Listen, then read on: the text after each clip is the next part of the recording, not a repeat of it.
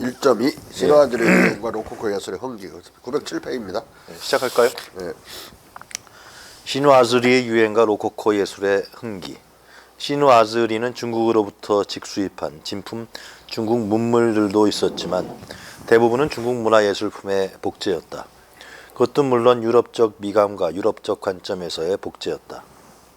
여행자들이 보았거나 상인들이 수입한 수많은 동방문화는 여러 동양 제국으로부터 온 넓은 범위의 스타일들이었고 이 여러 동양 국가들의 예술 공예 제품은 매우 달랐다. 이로 인해 유럽 시누아즈리의 범위도 아주 광범했다. 유럽 장인들은 다양한 동양 스타일을 모방하기만 한 것이 아니라 아주 다른 나라에서 온 아주 다른 아이디어들을 자유롭게 뒤섞었다. 또한 그들은 이 동양 스타일들을 바로크, 로코코, 고딕 그리고 기타 유럽 스타일들과도 뒤섞었다.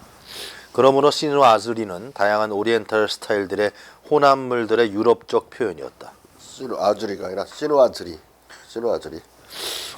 시누띠구예요. 시누아즈리. 시누아즈리. 진품과 복제품의 혼돈, 로코코의 탄생. 유럽적 복제물들이 진짜 복제물인 경우는 아주 드물었다. 재료가 라카와 화학 오칠의 경우처럼 다르든지 치장 스타일이 무의식적으로 혼합물이 되었다. 유럽 장인들이 진짜 오리엔탈 스타일을 모방하려고 의도한 작품들에다 그 자신의 시대의 스탬프, 그 자신의 국적의 스탬프, 그 자신의 스타일의 스탬프를 찍는 것을 피하는 것은 불가능했다. 유럽의 화가들은 진품 중국 도자기를 오해했다.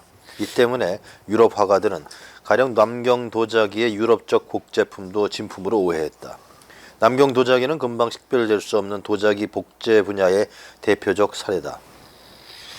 따라서 수입 진품이든 복제품이든 뒤섞은 혼합 작품이든 가리지 않고 시누아즈리가 되었다.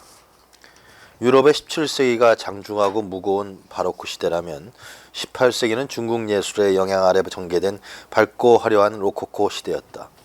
주로 공예품과 건물 장식 분야에서 위력을 떨친 로코코 예술은 18세기 말 신고전파 예술이 등장할 때까지 전 예술 분야에 걸쳐 대유행을 보였다. 다른 말로 하면 이제 바로크 시대 끝나고 로코코 시대 끝나고 신고전주의 시대로 이렇게 하는 거예요. 예술 사조를 알고 있어야 돼요. 자. 16세기 초 포르투갈이 마카오를 조차해 비단, 단자, 금수, 자기, 칠기 등 중국의 고급 물품과 공예품들을 유럽으로 수입하면서부터 유럽인들은 중국의 예술을 접하기 시작했다. 이런 접촉은 점차 확대되어 대규모화했고 상류층에서 서민층으로 확산되었다. 특히 17세기 말 또는 18세기 들어 중국의 자기, 칠기, 비단, 회화, 건축 기법, 원예법은 유럽의 예술을 완전히 바꿔놓았다. 로코코 예술이 중국 예술로부터 받은 영향의 핵심은 각종 견직물과 자기의 화려하고 아름다운 빛깔이 있었다. 시누아즈리 회화, 로코코 예술과 건축. 중국 회화의 영향. 17, 18세기 서양 화가들도 동양화로부터 많은 영향을 받아들였다. 서양 화가들은 두 가지 통로로 동양화를 접했다. 하나는 중국과 일본을 방문하고 돌아온 네덜란드인들이었다. 이 중 누구보다도 먼저 중국 황제의 황궁에 파견된 최초의 네덜란드 특사단의 단장으로서 수많은 그림을 이 원정에 관한 보고서의 사파로 제작한 네덜란드인 얀 니오호프 덕분이었다. 니오호프 외에도 다페르의 특사 보고서는 훨씬 더 풍부한 화보를 제공했는데 이 보고서는 광범위하게 퍼져나갔다. 이 화보 재료들은 중국에 대한 표준 저작인 키르허의 사파를 곁들인 중국 해설의 사파들 및 몬타누스의 일본 천황에게 파견된 생각할 만한 특사단들과 함께 19세기까지 수많은 형태로 복사 애용되었다. 예술적으로 가장 매력적인 것들은 주로 중국 도시들의 전경을 그린 풍경화의 압도적 수량을 차지한 베투다였다.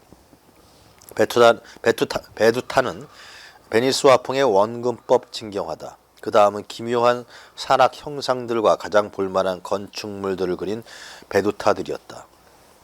다양한 신분과 민중계층의 의상들을 그렸지만 관원상제와 같은 풍속, 죄인 처벌 방법, 불상 그림, 중국의 동식물 등 중국인 얼굴을 그린 사실적 초상화들은 완전히 결여되었다.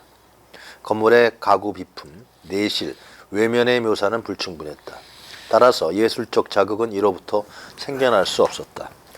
하지만 니우호프의 땅에 쪼그리고 앉은 삭가 쓴 동양승 그림과 같은 몇몇 그림은 놀라운 인기를 끌었고 실패를 손에 들고 있는 농사꾼 아낙네, 관심을 끌려고 자기의 머리에 불을 붙인 거린의 그림은 거듭거듭 복사되었다.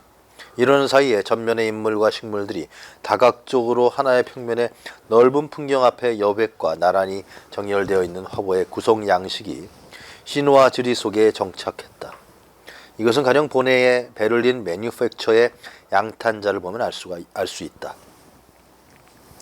서양 화가들이 동양화를 접한 또 하나의 통로는 그들이 눈독 들인 비단, 도자기, 칠기 등의 수공예품, 이국적 가축들, 중국 정원의 식물들이었다. 도자기와 칠기는 그 위에 그려진 그림들을 통해 실물 관찰을 부과해 주었다. 자율절 중국 회화의 사례들은 이미 16세기에 유럽으로 도달하긴 했으나 중국 회화의 수입은 도자기와 칠기의 수입에 비해 부차적 역할을 했다.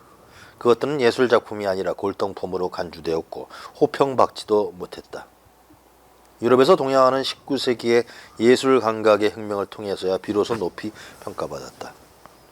그런데 이런 중국에 대한 결손 많은 자료로 인해 오히려 예술적 상상의 여유 공간이 대폭 확장되었다. 유럽인들이 놀란 중국의 꽃 그림은 17세기 초에 이미 판화에 반영되었다. 그리고 유럽 화가들, 특히 네덜란드 화가들은 정발화 속에 중국 도자기와 칠기의 그림을 복사한 형상들이 동양화라는 냄새를 풍기지 않도록 그렸다. 보셰르트와 판데르 아스트의 정발화는 가끔 화병 옆에 그려진 기묘한 조가비들이 이국 정조를 강조했고 17세기 플랑드르 미술관의 그림들도 조가비와 함께 종종 도자기 자체를 그렸다. 이때 중국풍의 요소는 작은 것들이었다. 17세기 후반부터는 그런 흐름이 달라졌다. 가령 칼프와 판 슈트레크는 큰 중국산 도자기와 칠기 제품들을 불을 과시하는 정물화로 그렸다. 이 17세기 초 이렇게 나오는 것은 뭐 1620년 전까지 이렇게 말하는 거거든. 20, 30년. 그러니까 1940년 이후에 나타나는 존 밀턴의 혁명적인 글들도 보면 이러한 중국의 여러 가지 문물에 쇄도 속에서 쓰여지는 거예요. 그러니까 순수히 서양적인 것이 아니다. 밀턴조차도 심지어 신라권이나 복락원조차도 완전히 동양의 영향하에서 쓰여지는 거다. 와토, 신화 지리와 로코코 회화의 거장. 동양화나 중국 회화는 대표적 로코코 화가인 와토 등 수많은 화가들의 화풍에 결정적 영향을 미쳤다. 유화와 템파라 기법밖에 몰랐던 유럽인들은 물감을 물로 개는 동양화의 기법을 본떠서 수채화 물감을 만들고 수채화를 그리기 시작했다. 그러니까 서양의 수채화는 동양의 동양 물감을 개량한 것이다. 대단히 중요한 그 사실이에요. 회화에서 로코코는 와토를 로코코 무드의 위대한 해석자로 세웠다.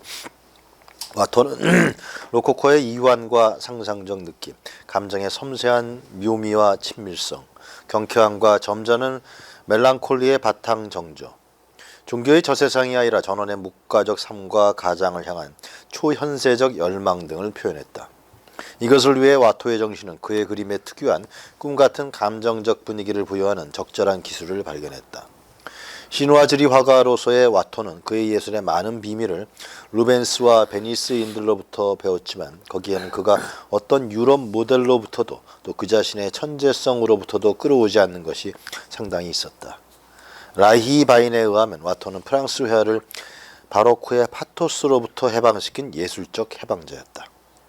도자기의 미묘한 색조, 실크의 운무 같은 색깔들, 로코코 세계의 그 우아함과 사랑스러움을 부여한 모든 것이 와토의 회화 속에 진귀한 귀중품처럼 보존되어 있다. 국을 제공 화보에서 쉽사리 조회할 수 있는 와토의 키타라 섬으로의 출항을 보면은 그의 로코코 예술 정신과 극동 문화 간의 친화성을 피부로 느낄 수 있다. 여기서 이걸 영어로 쳐놓으면 이 그림을 그대로 볼 수 있어요. 구글에서. 지금 너무 좋은 세상이야. 이거 옛날 보려면 막 그런 누브르 박물관 가고 그래야 되는데 진짜 때리기만 하면 나오니까.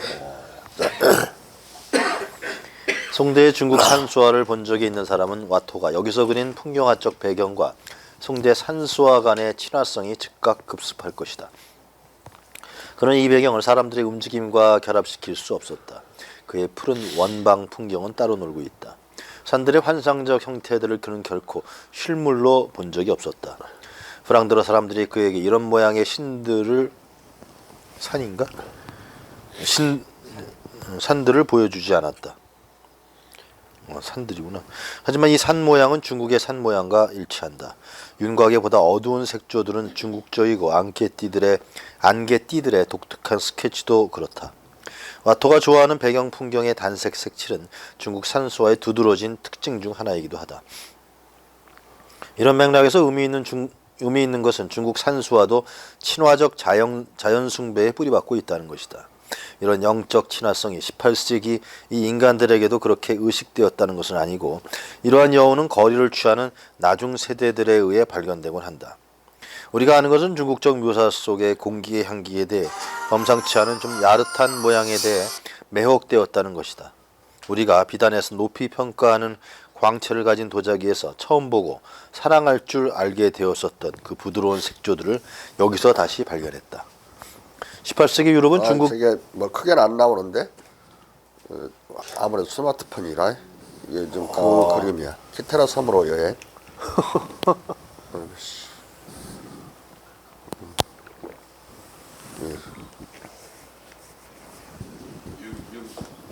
오, 그럼 크게 나오네. 와, 짱이다. 이렇게 늘려보세요, 손으로, 손가락으로. 됐다. 여기 봐봐. 금방 찾을 수 있다니까. 한글로 때려주세요. 키테라 섬으로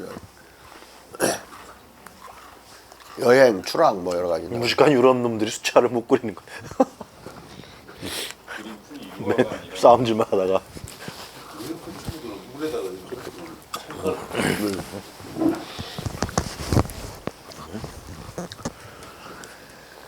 그러니까 유화하고 기름에 섞는 것하고 다른 하나는 이제 계란 흰자하고 아교에다 섞는 방법, 템퍼라 방법 이 두 가지밖에 몰랐던 거예요. 근데 화려하지 그림이 대단히 화려해요. 지금도 이제 잊혀지지 않는 거지 그래서. 아니 수채화. 여태 지금 뭐 듣고 있어 수차라니까. 딸 생각 주무셨어. 이걸 그리려면 그리는데 이 느낌이 안 나죠. 안 나지. 경쾌한 느낌이 안 나지 절대로. 유화는 덧칠하는 거니까 이게. 자 다시 18세기 유럽은 중국 풍경화의 기법을 칠기와 벽지 및 장식물로부터 일반적으로 배웠지만 이 물건들의 구입자들과 생산자들은 피상적인 장식적 효과를 겨냥했다. 그래도 이런 통상적 상품을 통해 중국 풍경화 예술에 더 깊은 영감이 전달되기는 어려웠을 것이다. 중국적인 모든 것이 유행이고 무차별적으로 찬미되던 바로 이때 중국에서 대규모로 제작된 남북학파의 고전적 산수화나 단색 묵화 양식인 보다 근대적인 문인화의 고전적 풍경화의 오래된 걸작들을 모사한 몇 종류의 견본들, 아마 복제품들이 홍수를 이루었음이 틀림없다. 이것은 중국적 형상들에 이미 친숙해진 천재 예술가들에게 새로운 비전의 세계의 대문을 열어주었을 것이다. 이러한 중국 산수화 복제물들은 정규적 족자 그림, 가리개나 부채 그림으로 유럽에 도착했을 것이다. 와토의 로코코적 감성은 이런 중국 산수화에서 느껴지는 중국 특유의 풍미와 연결되어 있다. 18세기 후반에 가면 우리는 와토 못지않게 위대하지만 아주 다른 기질의 화가들에게서도 이 중국적 친화성을 만나게 된다. 와토는 18세기 첫 10년대에 프랑스 예술사조의 변동을 가장 분명하게 특징짓는 화가였다. 그의 수취하는 로코코 예술의 가장 이른 사례이자 그의 신우아주리 회화는 신우아주리의 새로운 방향을 제시한 작품들이다. 와토는 1710년 중국 황제와 중국의 신선이라는 두 쌍의 그로테스크한 실내 장식화를 그렸는데 이 그림들은 지금도 실종되었다. 지금은 실종되었다. 둘 다 크로테스크한 양식의 장식적 구성들인 이 작품들은 다만 위키에의 자수로만 전해온다. 그리고 1719년 그는 일련의 중국 타타르 인물상을 그렸고 하프시코드의 보드 위에서 즐겁게 노는 한 그룹의 중국 무희들도 그렸다. 와토의 이러한 신화지리의 동시대의 신화지리 화가 위에의 그림보다 더 큰 영향력을 발휘했다. 와토의 신화지리가 프랑스에서뿐만이 아니라 유럽 전역에서 로코코 신화지리의 장식화의 패턴과 톤을 정립했다고 말해도 전혀 과장이 아니다.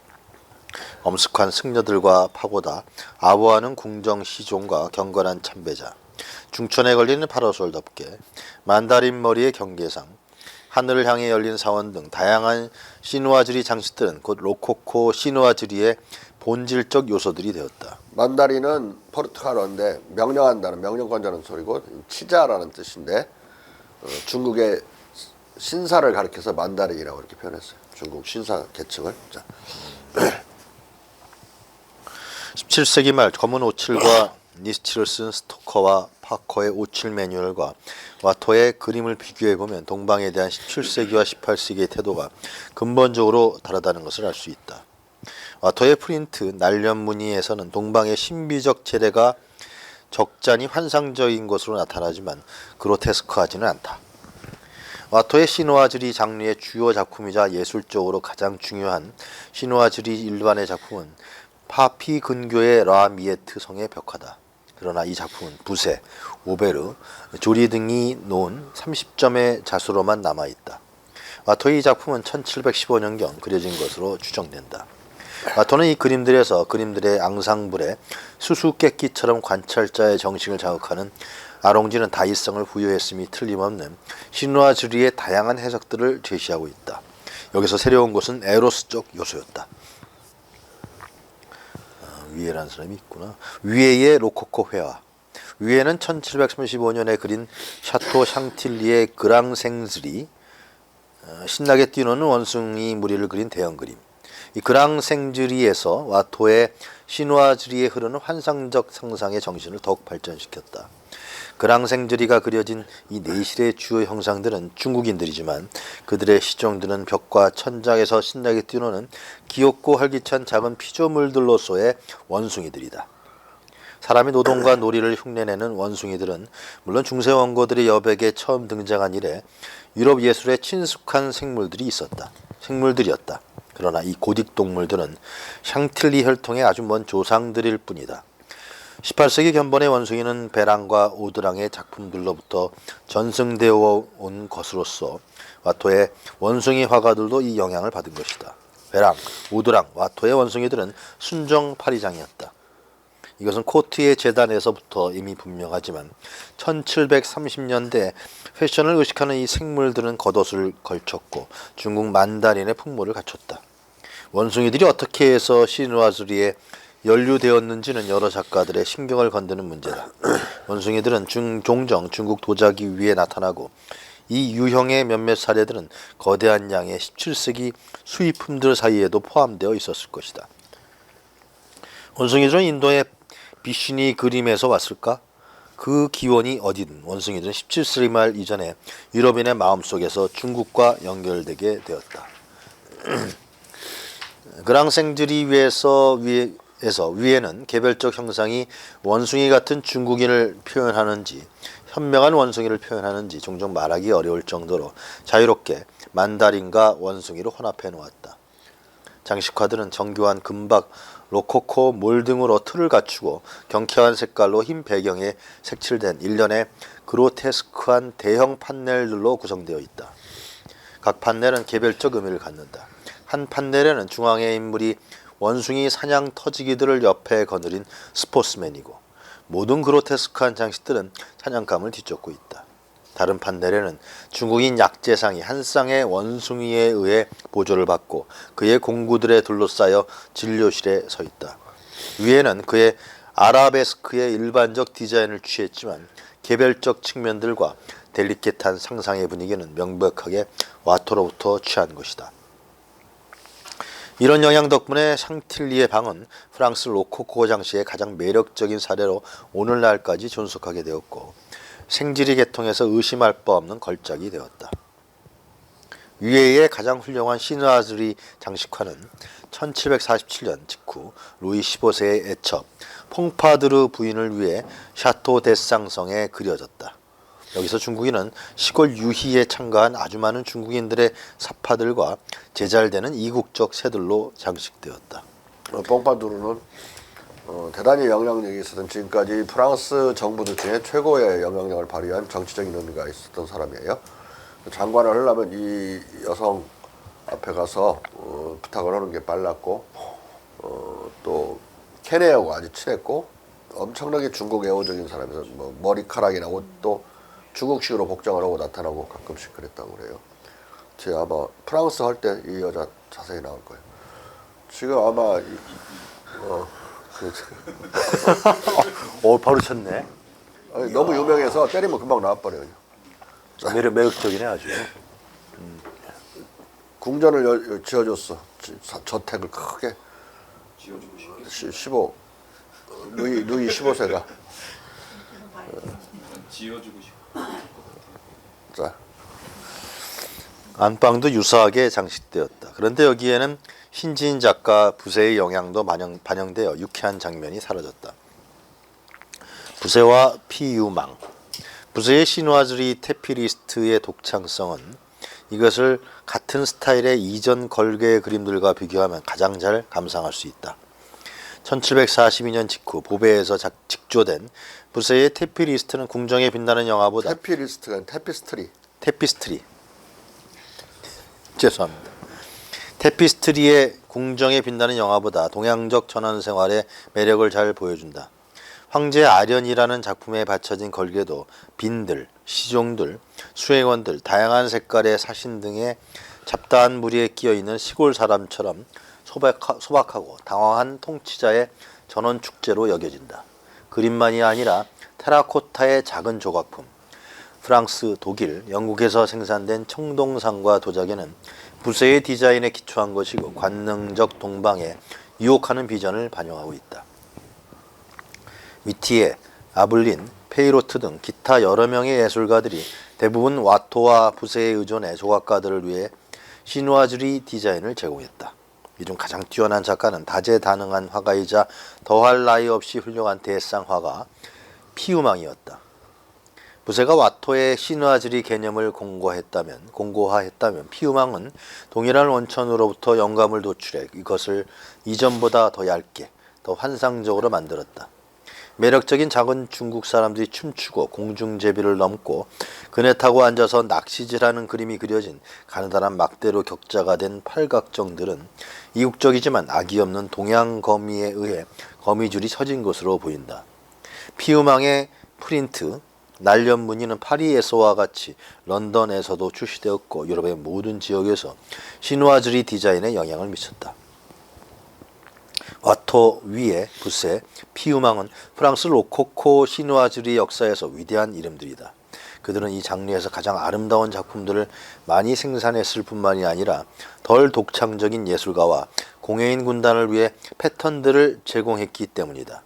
거실과 정원 팔각정 전체와 모든 가구는 종종 중국 미감으로 장식되어 있다. 시누아즈리 방들은 루이 15세 치세 내내 대단한 인기를 누렸고 동양 숭배를 일반적으로 거부한 완고한 고전주의 건축가 블롱델조차도 중국 인도 식물과 인물의 데코레이션들이 방각 카페 통로에 적합할 것이라고 양보했을 정도였다. 이 당시에는 중국과 인도를 별로 구분을 못했어요. 중국이 인도고 인도가 구분이고 그 중국이고 동쪽 동방이면 다 하나로 묶어서 그래서 막 뒤섞이는 경우가 많아요 유럽에서. 자, 코젠스의 수채화. 제대로 된 수채화가 등장한다. 코젠스에 의해서 영국의 유명한 수채화 화가죠. 코젠스가. 자, 유럽 문화예술에 대한 중국의 영향 가운데서 특히 중요한 것은 동양화의 영향으로 영국에서 수채화 기법이 발명되었다는 것이다. 이 수채화 기법은 곧 유럽에서 대중적으로 확산되었다. 이 기법은 중국 정원처럼 중국으로부터 빌려온 기법이었다. 수채화는 자연에 대한 새로운 느낌에 조응하는 풍경을 새롭게 그리려는 움직임으로부터 자라났다. 이 방법을 쓴 최초의 풍경화가는 존 코젠스였다. 우리는 이 화가의 풍경화를 보고 중국 산수화와의 친족성에 깜짝 놀란다. 코젠스는 비단색으로 갈색과 바닥색으로. 코젠스는 바닥색으로 갈색과 회색을 사용했고 빛에는 파랑과 빨강의 터치를 가했다.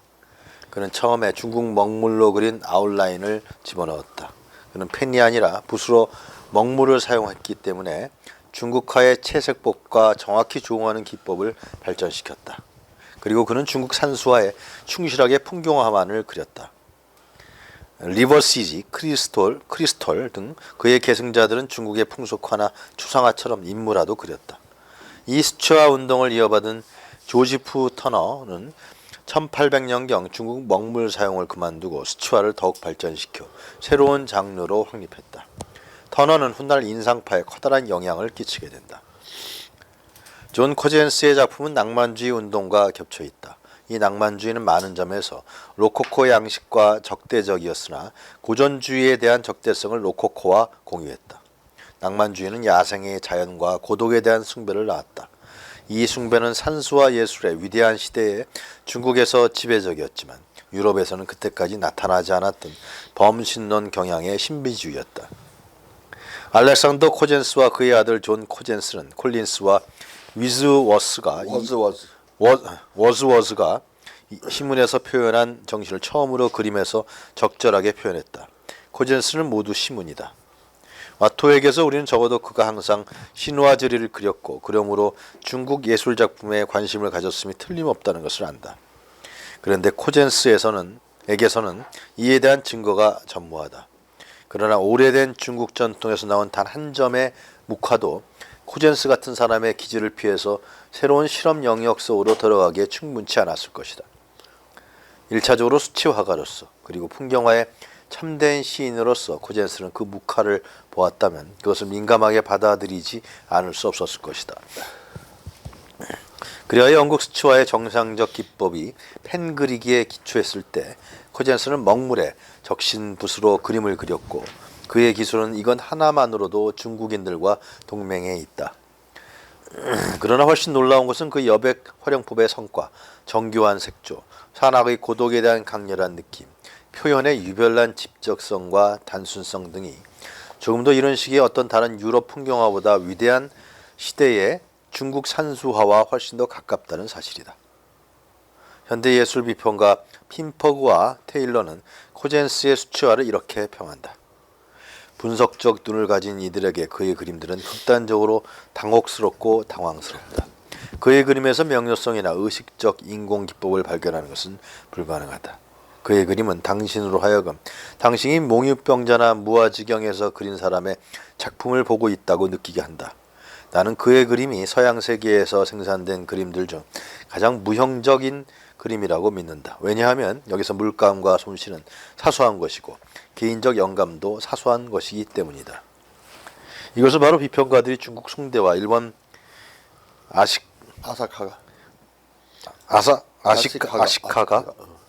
아시카가 막부 시대의 위대한 산수화 거장들을 평가할 때 쓰이는 어투다. 코젠스가 생전에 어떤 성공도 맛보지 못했을지라도 그의 후속적 영향은 굉장했다. 콘스터블은 그를 여태까지 풍경화를 손댄 화가들 중 가장 위대한 천재라고 불렀다. 터너는 다른 어떤 그림보다 코젠스의 알프스를 넘는 행진 중에 그의 군대에게 비옥한 이탈리아 평화를 보여주는 한니발의 풍경화로부터 더 많은 것을 배웠다고 천명했다. 휴스는 이렇게 평가했다. 그의 손에서 수채화는 처음으로 영국 예술 안에서 하나의 완벽하게 완전하고 독립적인 표현 매체로서 자신의 자리를 잡았다. 그의 고결한 업적의 영향은 영국 풍경화 예술에 대해 결정적이었다. 영국 수채화는 지금까지도 엄청 유명하죠. 영국 수채화. 우리가 고등학교 때 배우고 중학교 때 그린 것들은 전부 영국의 영향이에요. 수채화. 수채화는 우리나라 동양화가 이제 변해서 들어온 거죠. 자, 그때 본 게 우리 동양 기법의 수채화, 전통적인 전래적인 동양 수채화가 아니었나요? 우리가 고등학교 때 배우는 게? 전래적인 게 아니. 우리는 서양 거예요. 뺑 한번 돌아서 온 거지. 변해가지고. 시누아주리 정원과 중국풍 건물들. 로코코 양식과 시누아주리는 회화 외에 정원에서도 나타났다. 시누아주리 정원의 발상지는 예외적으로 영국이었다. 로코코 시대 후반에 영국에서 발견된 중국식 발전된 중국의 조경 공원은 즉 중형 가든이 유럽에서 자르댕 앙글로 시누아, 이 말은 영국하고 중국적 정원이라는 뜻이, 그냥 중경 가든이라고 번역했어요. 중형 가든이 유럽에서 대대적으로 모방되기 시작한 것이다. 그리하여 유럽의 건물과 궁전 앞마당에 불탑과 정자가 나타났고 수많은 창문, 누각, 규각 등이 중국풍으로 바뀌었다. 영국인 윌리엄 체인버스는 동방 원예론을 저술했고 독일인 운전은 중국 정원론을 출간했다.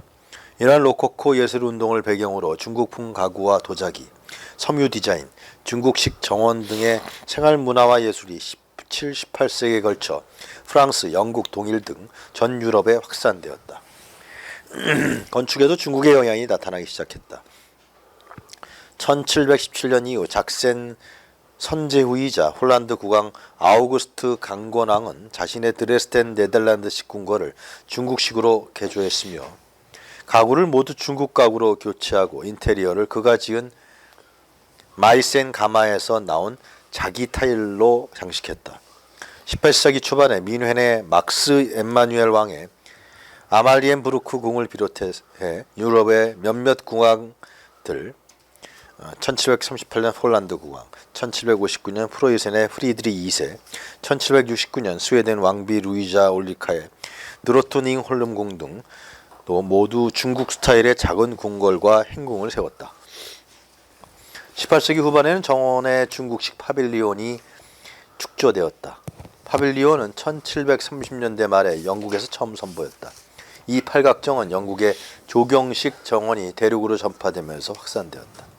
가장 오래된 중국식 정자는 1738년부터 아일랜드의 해리스타운에 설치되었다.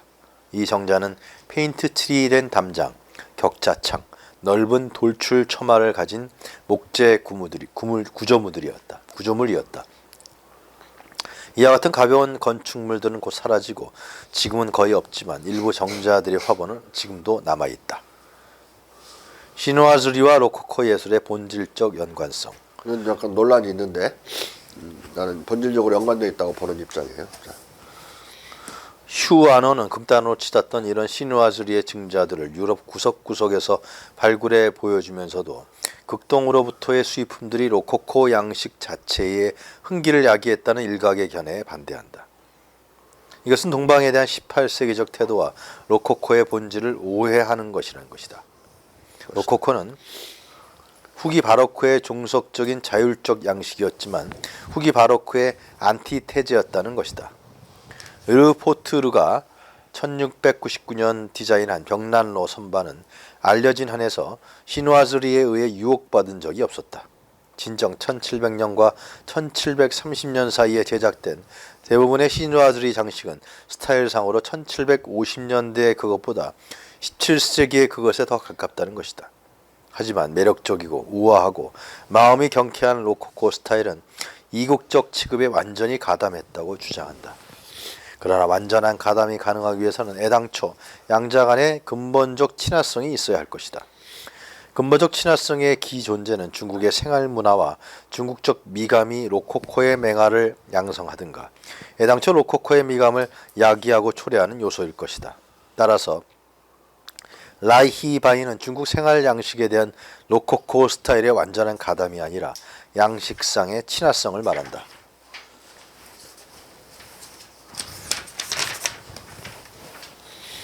양식의 이완은 로코코의 전형적이다. 루이 14세 치하의 장중함이 궁극적으로 모든 생활 형태의 경직성에서 완성된 뒤에 국왕의 죽음과 함께 필연적으로 오를레앙공의 섭정시대의 방종이 이어졌다. 사유, 두 손의 조형적 창작, 인간적 행동거지 전반을 옥죄던 상태는 분쇄되었다. 야릇한 것이 대립상으로 생겨났다. 또한 로코코의 모든 외적 형태에는 균형 잡는 대칭상이 결여되어 있다. 그것은 근본에서 비대칭적이다. 로코코는 약한 색조, 정확하게 파악할 수 없는 이행을 좋아했다. 다채로운 이행들의 가볍고 부드러운 작용이 살아있는 도자기는 예술적 로코코의 원자재가 되었다. 여기 가장 미묘한 영혼 상태 속에, 이 분위기 속에 로코코와 고대 중국적 문화의 양식적 친화성의 비밀이 들어있다. 글말이 로코코에게 중국의 본질을 말해주는 것이 아니라 오히려 우아한 유럽 사회가 예감으로 자신 안에 간직한 행복한 삶이 연약한 도자기 위에서 중국 실크의 옅고 부드러운 색조들의 작용 속에서 승화되어 유럽 사회의 저 인간들, 18세기의 행복을 믿는 자들에게 계시된다. 매혹적인 우아미의 이러한 사회가 북중국 궁궐의 엄한 국가도덕을 어찌할 것인가.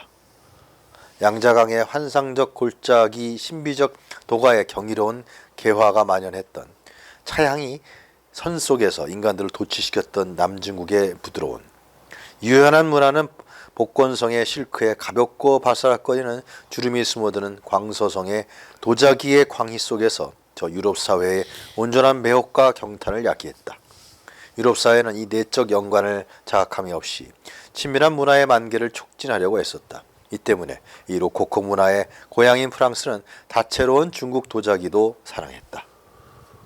라히 바이는 로코코와 고대 중국적 문화의 양식적 친화성, 내적 연관, 예술적 로코코의 원자재로서의 중국 도자기와 실크 등을 거듭 말하고 있다.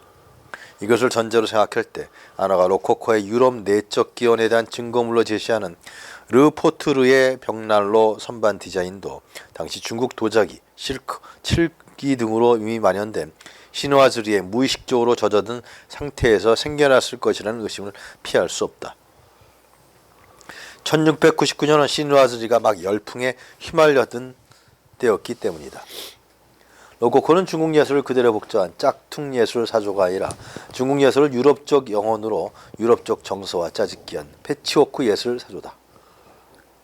그러므로 허드슨은 로코코의 구성 요소를 중국적인 것과 유럽적인 것, 이 두 요소의 결합물로 이해한다. 유럽 안에서의 중국 작신품들과 용품들의 축적은 로코코의 필수적 요건이지만 로코코 양식의 1조건일 뿐이다. 로코코 양식은 이와 동시대적으로 17세기 말 유럽을 위한 우아함의 주요 중재자인 프랑스에서의 미감 전통의 이완을 야기한 사건들의 운동 없이 일어날 수 없었을 것이다. 1700년경까지 유럽은, 또는 적어도 카톨릭 유럽은 바로크 예술 양식에 의해 지배되었다. 온갖 호화 사치와 변화를 동반한 이 바로크 양식은 기본적으로 로마적이었다. 그것은 기본적으로 로마에서 발전했고 고대 제국의 장엄성과 위험을 되살리려고 추구했다. 그것은 반종교 개혁과 르네상스를 뒤이는 신군주정의 예술이었다. 그러니까 기본적으로 칙칙하고 무거운 그런 색감을 가지고 있습니다. 그것은 자부심과 권력의 예술이었다. 그것은 웅장하면서 동시에 호화로운 것을 겨냥했다. 그것은 종종 변덕스러운 장식에 커다란 생동감을 허용했지만 그 주요 성격은 육중함이었다. 보다 엄격한 형태로 나타나면 그것은 태양왕의 위엄과 화려함에 아주 적합했다. 태양왕은 루이 14세를 가리키는 별명이죠. 그러나 18세기 초의 반종교개혁과 신구주정은 둘 다 상상력을 붙잡을 힘을 잃었다. 반종교개혁의 불타는 확신은 고갈되었고 신구주정은 적어도 프랑스에 관한 한 그것에 걸렸던 높은 희망을 이행하는 데 실패했다. 종교전쟁 이래의 종교적 회의주의는 깊어지고 널리 확산되었다. 계몽운동은 믿음의 기초를 허물어뜨리기 시작하고 있었다. 프랑스 군주정은 귀족들로부터 정치 권력을 박탈하고 유럽의 패권 국가가 되어야 했던 리더십에 의해 이들을 자신에게 붙들어 묶었지만 이런 최고성이 아니라 루이 14세 치세의 종말을 영광스러운 출발에 대립되는 참담한 반클라이맥스로 만든 재앙의 연속이 도래했다. 17세기의 거대한 제왕적 거품을 찌름으로써 프랑스 귀족층은 사회적 특권을 유지했으나 계급으로서는 정치적으로 무력했다.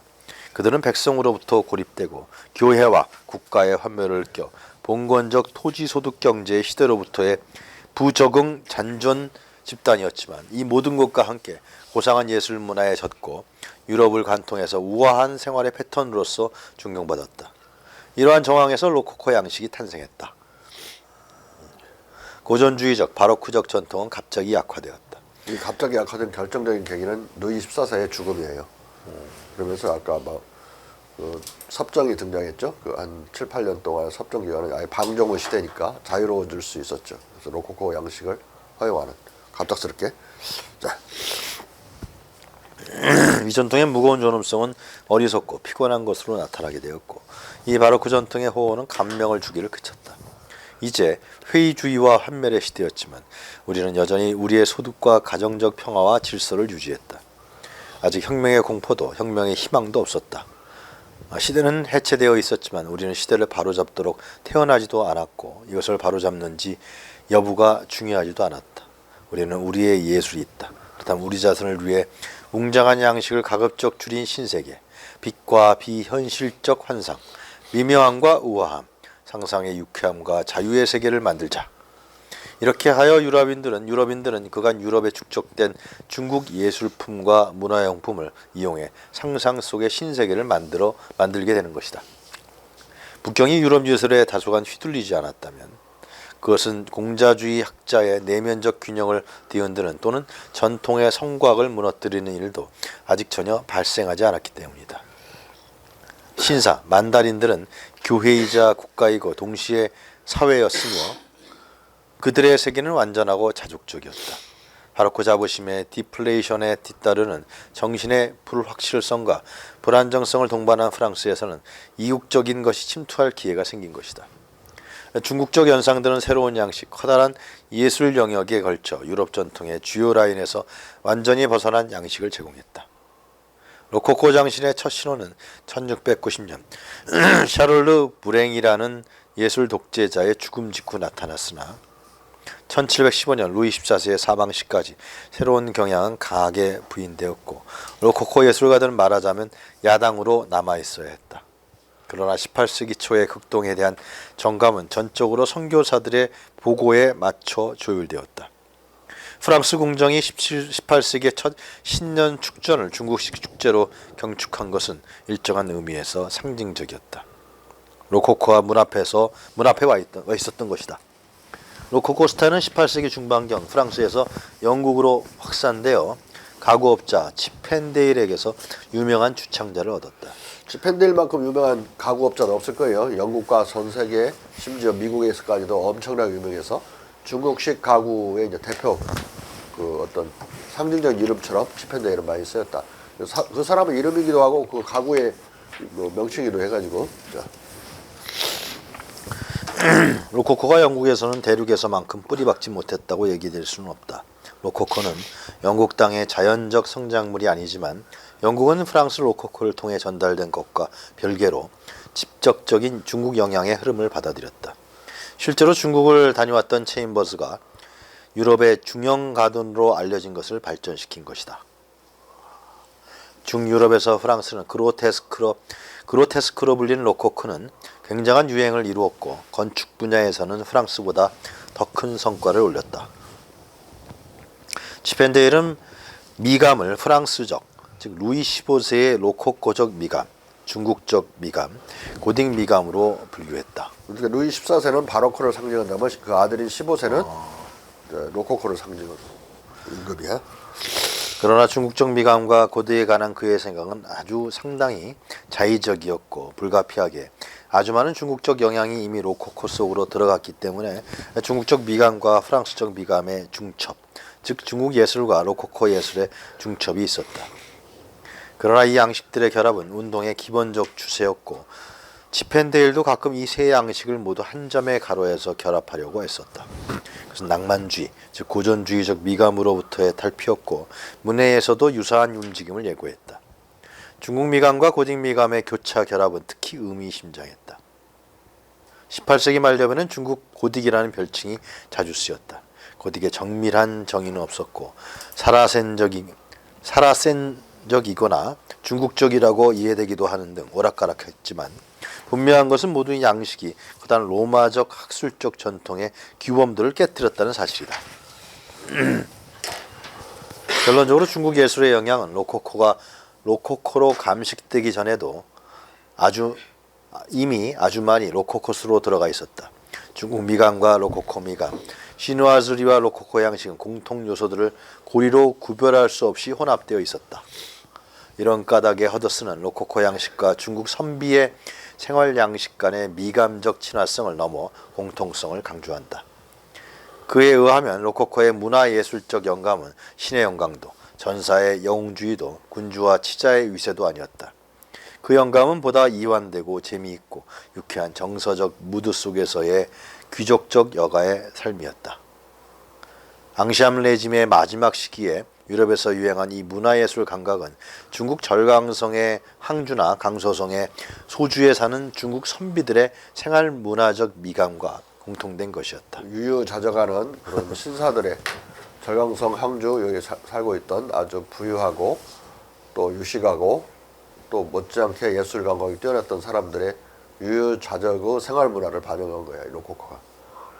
최고의 미감을 가진 그런 건 아니었을지라도 로코코가 놀라운 한 시대를 풍미했던 100년을 지배했던 라는 예술 사주거든요. 자.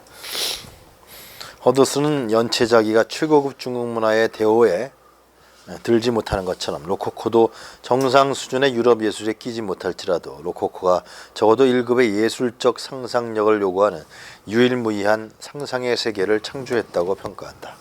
따라서 로코코 예술문화라는 새로운 사조는 유럽적인 것일지라도 그 기원은 결코 순수하게 유럽적인 것이라고 할 수 없는 것이다. 로코코의 발생에 대해 루이 14세의 죽음 이후 유럽인들의 예술, 문화적 미감과 중국 생활공예품의 색감은 등근원이었다고 말할 수 있다. 시누아주리를 빼고 로코코가 따로 존재하지 않기 때문이다. 따라서 로코코는 시누아주리로서의 로코코라고 결론 지을 수 있고 또 반드시 그렇게 이해해야만 하는 것이다. 그렇다면 17, 18세기의 동서교류에서 예술적 영향은 동에서 서로만 미쳤는가? 그렇지 않다. 서양 예술도 동양 예술에 영향을 미쳤다. 청대 중국의 예술에 대한 유럽의 영향은 예수회 선교단의 활동 결과였다. 예수의 신부들은 프랑스와 이탈리아 회화와 판화, 쉐브르산 도자기, 그리고 유럽의 다른 공예 제품들을 중국에 가져왔는데 그 결과로서 유럽 스타일이 일정한 유행을 타기에 이르렀다. 서양 판화는 가장 찬미된 유럽 예술 장르였고 이 분야에서 예수의 신부들은 스스로를 필수 불가결한 존재로 격상시켰다. 회화 분야에선 유럽 회화 정규 학교가 한동안 북경에 설립되어 운영되었다.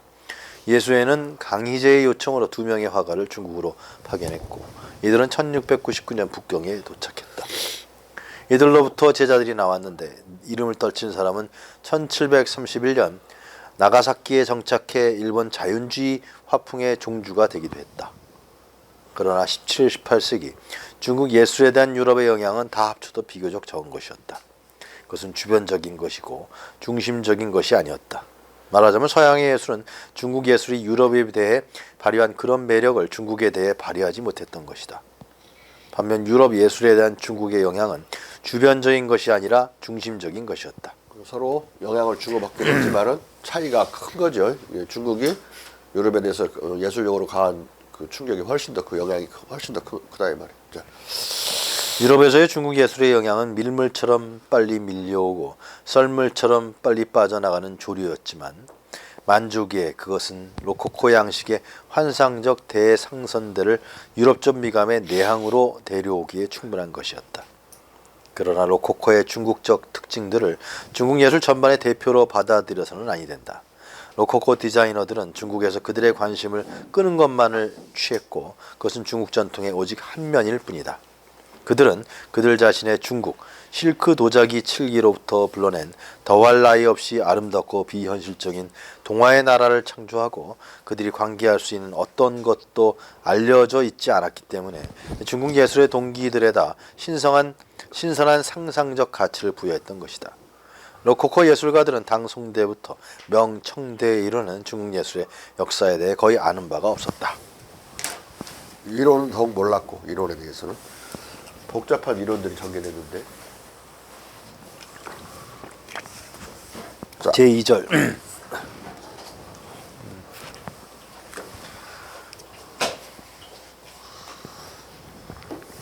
중령가등과 낭만주의의 동아시아적 기원. 앞서 잠시 시사한 중령가등은 로코코의 또 하나의 소산이었다.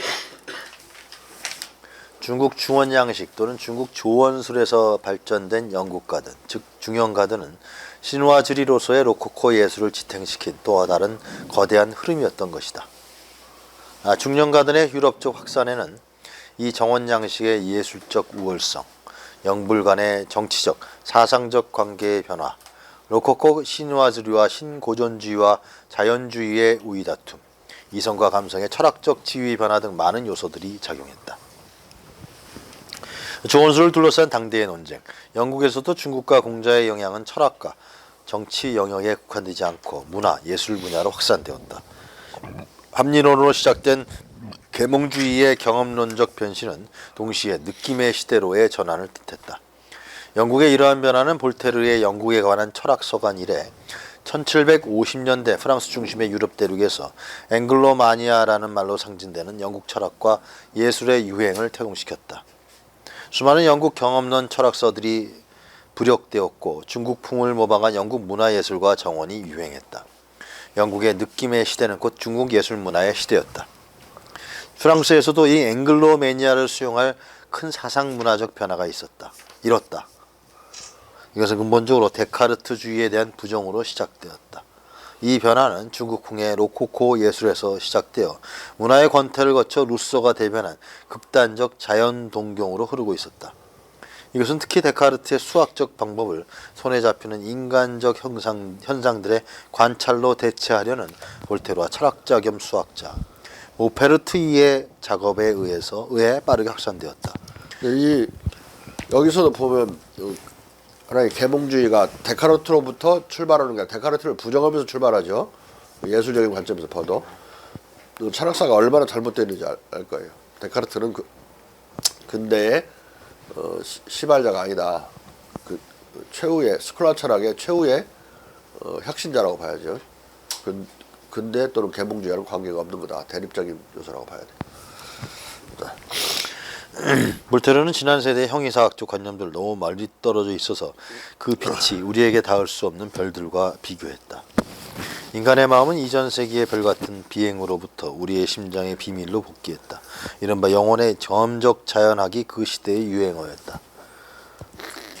루소의 자연주의 정원에 대한 영국인들의 거부. 루소는 프랑스 혁명 전에 전개된 이런 부드러운 분위기의 대변자였다. 이 분위기는 지리상의 발견 시대에 벌어진 온갖 주유천하 후에 영혼의 순박한 돌봄의 내밀한 매력들에 완전히 만족하게 하는 묘한 정서였다. 루소가 줄리, 신 엘로이즈에서 말하듯이 사람들은 이제 이국적인 것들을 화려하게 끌어오려고 애쓰는 것이 아니라 삶의 의미를 주거지의 좁은 구역 안에서 찾았다. 여기서 이국적인 것들을 화려하게 끌어오려고 애쓰는 것이 아니다. 이 말이 이중적인 의미가 있어요. 중국에 대해서 극동에 대해서 더 이상 신경 쓰지 않는다. 매력을 느끼지 않는다. 이런 말도 되고 먼 곳, 이국에 대한 동경으로서 이국 정조가 있죠. 낭만주의적인 조그마한 요소도 부정해버리는 내면으로 돌아와서 또는 고향으로 돌아와서 편안히 지내면서 내면적인 반추? 내면적인 반성을 하는 그런 방향으로 되어 있기 때문에 상당히 어떤 반동적인 측면을 갖고 있어요. 정서적으로 루소가. 자, 루소를 오히려 낭만주의의 시원이라고 보는 사람들이 있는데 그건 자세히 보지 않은 거예요. 신 엘로아즈를 잘 보면 대단히 반중국적이에요. 이 책을 잘 보면. 자. 살기 위해 사는 미감의 소유자, 자기 자신을 즐길 줄 아는 사람, 참되고 소박한 즐거움을 추구하는 사람, 자기 집의 문 앞에서 산책하고 싶은 사람은 무엇을 할까? 그는 아주 편안하고 즐겁게 산책을 하며 온종일 시간을 즐길 수도 있겠지만 아주 소박하고 아주 자연스러워서 아무것도 하지 않을 것처럼 보인다. 그는 아름다운 조망 속에 먼 곳으로 터진 포인트에 동의하지 않는다. 조망과 먼 곳을 향한 미감은 대부분의 사람들이 가지고 있는 그들이 가보지 않은 곳을 좋아하는 성향에서 생겨난다. 그들은 자기들로부터 멀리 떨어진 것을 매일 갈망한다. 그러나 내가 여기서 언급하는 저 인물 유형은 이런 동요가 없고 그가 사는 곳에서 잘 산다면 다른 곳에 가보는 것에 관심이 없다. 여기에서 명쾌하게 나오는데 애매모호하지만 이 글은 대단히 명쾌해요. 이국정조에 대한 부정이고 가까운 곳에 자기 근처를 좋아하는 이런 대립적인 사고를 보여주고 있죠. 두 세대의 경과 속에서의 프랑스 영혼의 이러한 변화는 프랑스에서 영국으로의 지성적 리더십의 변동에 의해 부추겨졌다. 단순성과 자연성을 추구하려는 최초의 상황은 중도를 잃어 어수선하고 극단적이었다. 루소식의 감상주의가 만들어낸 참된 이미지와 외적 상징은 새로운 스타일의 정원이었다. 정신적 발전에 의해 영국은 대칭적 직선으로 이루어진 루이 14세의 낡은 스타일의 정원을 넘어서게 되어 있었다. 루소는 쥘리, 시넬로이즈에서 쥘리의 남편 볼마르의 입을 통해 인간의 흔적이 없는 자연적 정원론을 대변한다.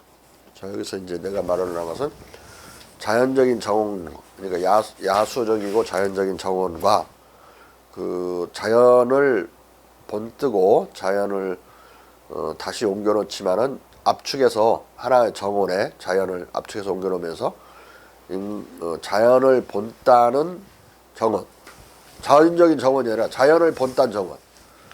그래서 인간의 천재성이 자연적인 것 속에 숨겨져 있어가지고 인공적인 것이 드러나지 않도록 되어 있지만은 그런 자연적인 것, 완전히 순수 자연적인 그런 정원의 야생성을 극복한 그런 정원을 좀 대립시키는 거예요, 두 개가.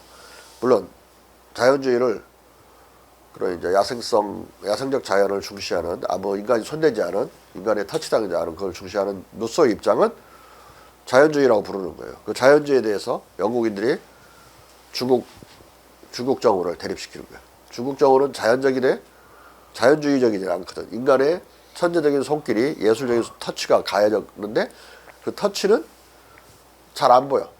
그냥 자연스럽게 가령 어떤 오두막이나 초가가 있다 할지라도 자연 속에 잘 숨겨지거나 잘 조화롭게 되어 있는 정원을 꾸민단 말이에요.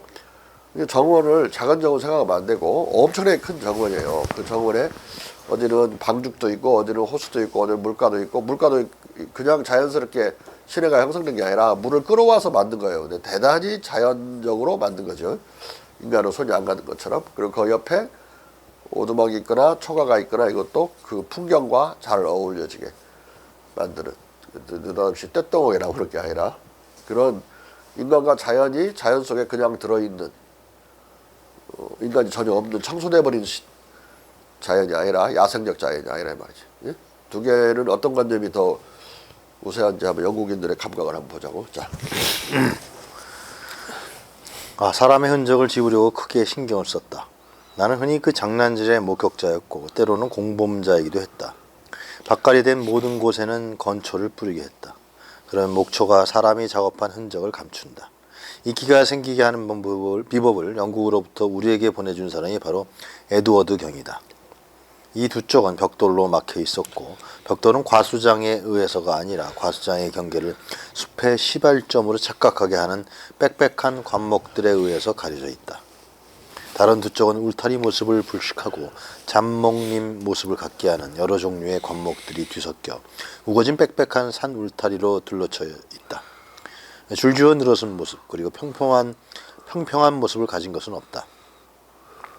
그래서 불규칙하게 보이도록 만들어진 굴곡들은 산책로로 연장하고 섬 같은 이곳의 가장자리들을 숨겨 면적이 커 보이게 하면 그러면서도 불쾌할 정도로 너무 많은 우회로를 양산하지 않도록 교묘하게 만들어졌다. 그러나 정원에 들어서자 사람이 살지 않는 섬 같다는 생각이 들었다는 방문객은 이렇게 이의를 제기한다. 거기에 들인 수고를 숨기려고 그토록 많은 수고를 하지 않는 것이 더 낫지 않았는가?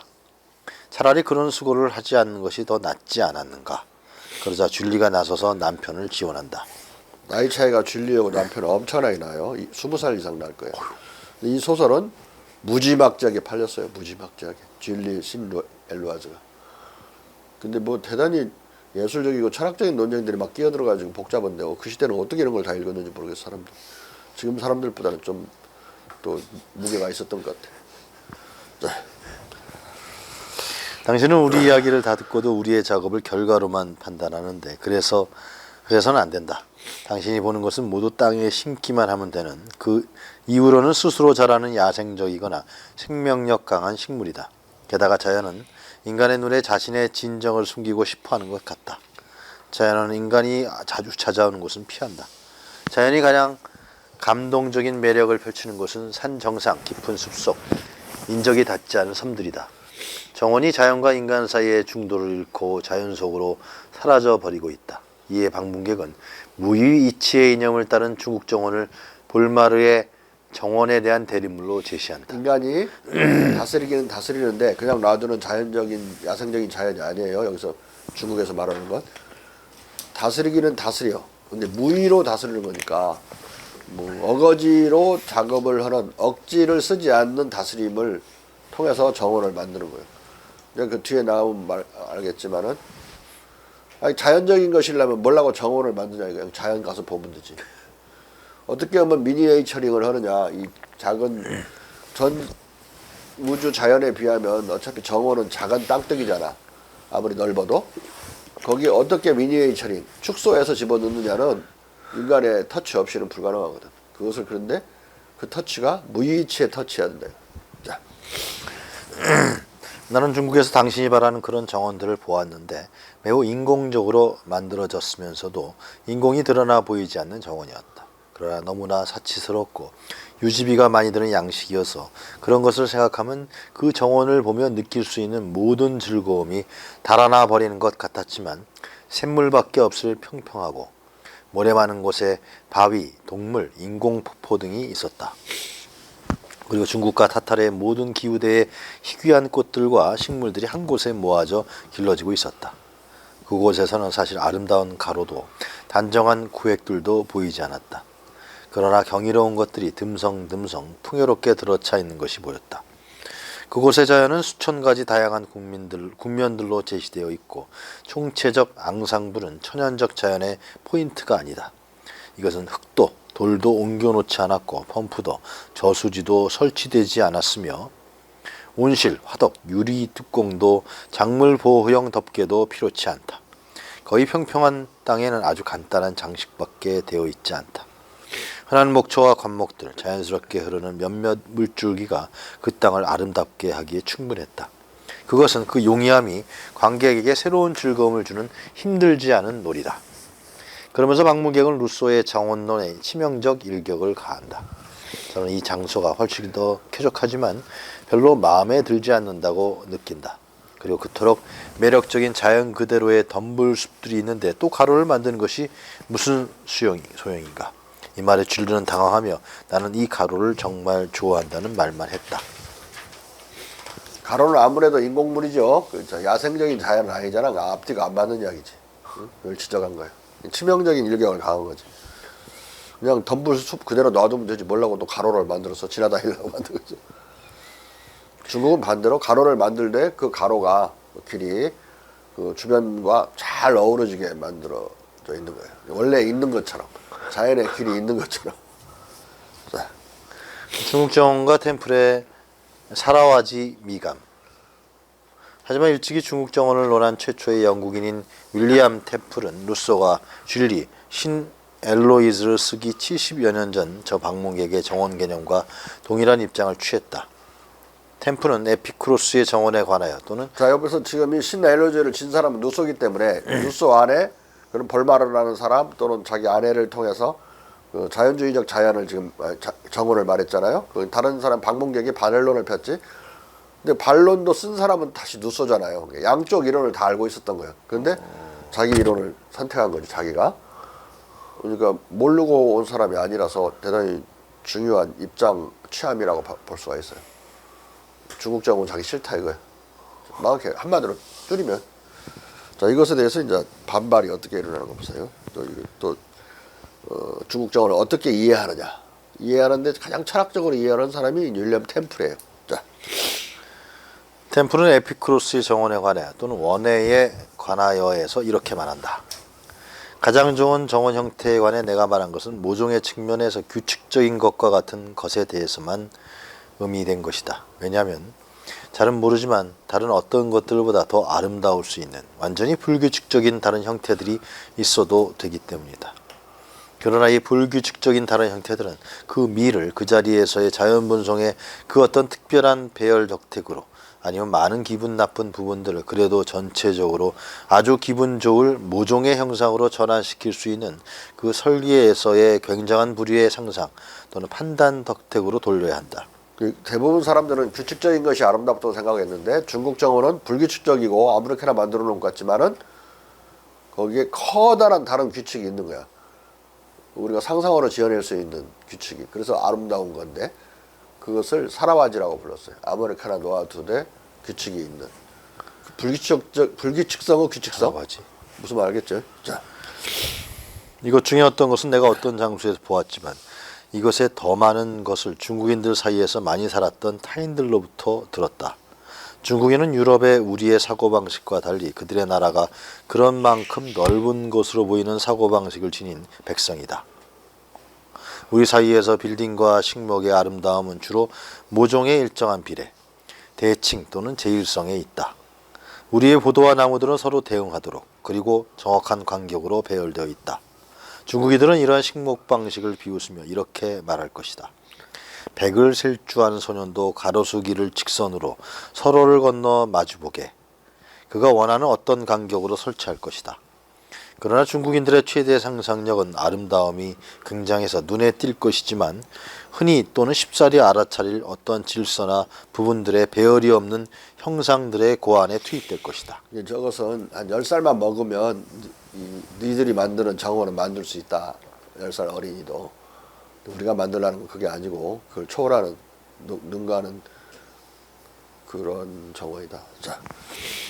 그리고 우리가 이런 종류의 아름다움에 대한 아무런 관념도 가지고 있지 않을지라도 중국인들은 이것을 표현하는 특별한 단어를 가지고 있고 그 아름다움을 일견에 눈에 띄는 것으로 느끼는 곳에서 그들은 사라와지가 멋있다 또는 감탄스럽다고 말하거나 사라와지가 감탄스럽다. 사라와지가 멋있다. 이렇게 표현한다 이거예요.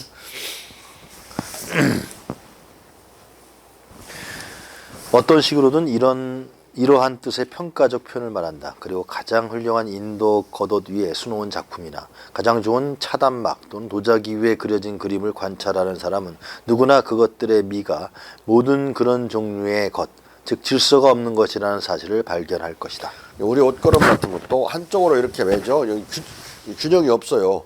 근데 이쁘게 이제 매는 거지. 다 합쳐보면 균형이 있는데 그건 보면은 한쪽으로만 접어져 있죠. 옷걸음이. 자. 그러나 템플은 신고전주의가 휩쓰는 17세기 말 영국인들에게 이 사라와지 미감의 정원 설치를 권하는 것에 대해 조심스러워한다. 실패 위험 때문이다.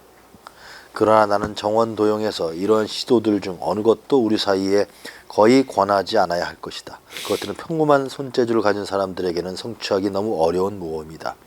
그리고 그것들이 성공한다면 더 많은 영예가 있을 수 있더라도 실패한다면 더 많은 불명예가 있다. 게다가 그들은 20대 1로 실패할 것이다. 반면 규칙적 도형들에서는 어떤 커다란 그리고 특기할 만한 잘못을 저지르는 것이 어렵다. 템플은 영국인에게 사라와지 미감을 채택하라고 권하는 것을 조심스러워하고 있다. 그러나 후대의 야심적 설계가들은 그의 이 조심스러운 말에 자극받아 사라와지의 도전에 이 미감을 영국에 확산시키게 된다. 공자가 말하는 무의 위치 개념과 유사한 불규칙의 규칙성, 비대칭의 대칭성, 불균형의 균형성, 부조화의 조화성의 형상을 나타내는 것 같은 사라와지라는 미학적 개념은 일본어에서 온 말이다. 템플은 네덜란드 국가 서기와 외교관을 지낸 시인 콘스탄틴 호이겐스의 호부비크 정원에서 이 멋있는 사라와지 형상을 직접 감상한 적이 있었다. 호이겐스는 호프비크 정원을 포괄적 철학의 체현으로 파악했다. 그것은 인간 생활과 자유로운 자연적 성장 속에서 관철되는 불규칙성을 억지로 틀지은 고전주의의 기하학적 기초였던 르네상스 시대의 비트루비우스 모델과의 결별이었다. 비트루비우스 모델은 고대 로마 건축가 비트루비우스의 건축 양식을 말한다. 템플은 정원에 관한 시에서 대칭적으로 재단된 일본 겉옷에서 보이는 디자인의 불규칙성을 적시함으로써 이 관념을 예시적으로 설명했다.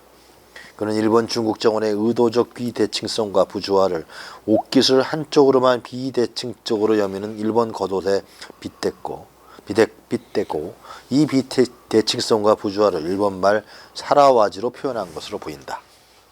오늘날 일본 학자들의 중론에 의하면 사라와지는 모두 잘 갖춰져 있지 않다는 뜻을 가진 소로와지의 와전된 도금이 분명해 보인다. 근데 중국말로 잘못 알아보고 있었어요. 이 템플은 중국말인 줄 알았어.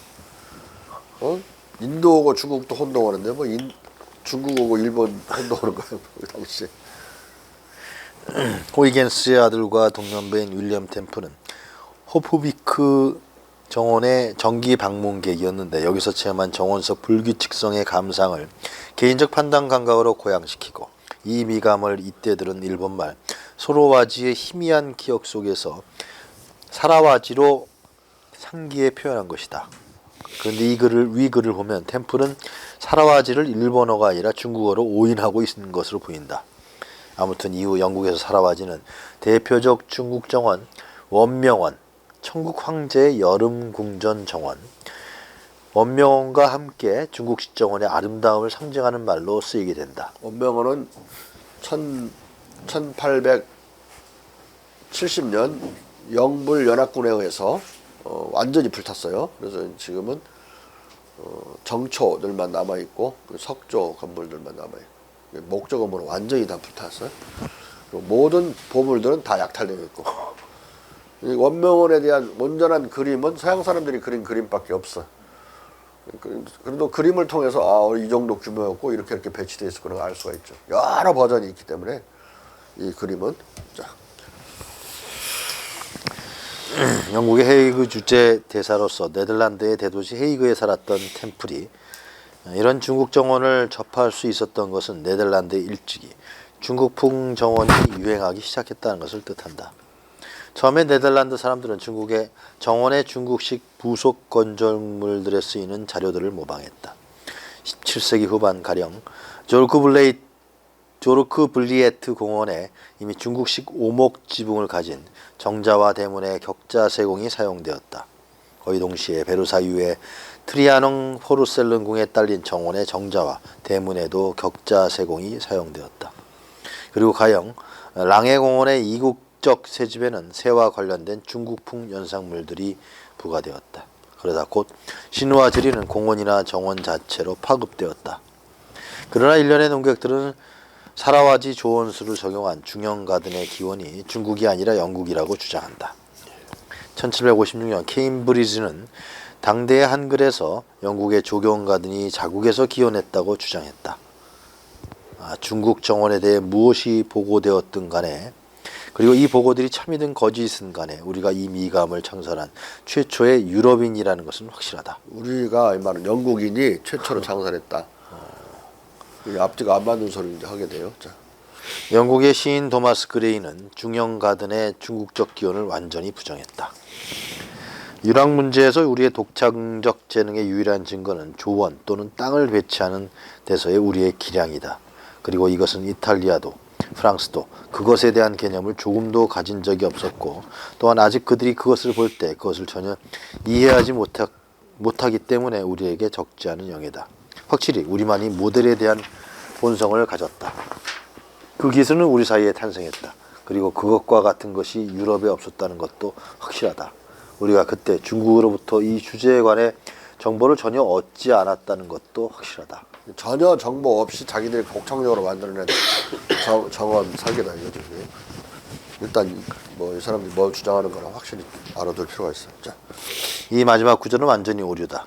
장데니 아틸의 신부가 1749년에 공개된 1743년 작성서관을 통해 중국 황제의 여름 궁정의 정원인 원명원에 대해 상세히 보고하기 60여 년 전인 1685년에 이미 중국 정원을 윌리엄 템플이 논한 저 사실은 영국의 조경 정원이 영국 고유의 기원을 갖는다는 시인 케임브리지 그레이 등의 이 주장을 시적인 오류로 부정하고 있다.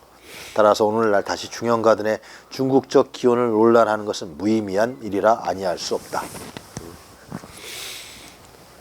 셰프스부리 정원미학의 동요. 셰프스베리는 극동의 문화를 잘 알았음에도 템플과 달리 훗날 루소처럼 인간의 터치와 흔적을 찾을 수 없는 망가지지 않은 자연의 정원을 예찬했다. 나는 필로클레스, 나는 내 마음속에 자연적 종류의 사물들에 대한 열정이 자라나는 것에 저항할 수 없다. 이 자연 사물들에 있어서는 예술도 인간에 기반한 책상이나 변덕도 원시의 상태에 침입해 들어감으로써 자연 사물들의 진짜 질서를 망가뜨리지 않았다.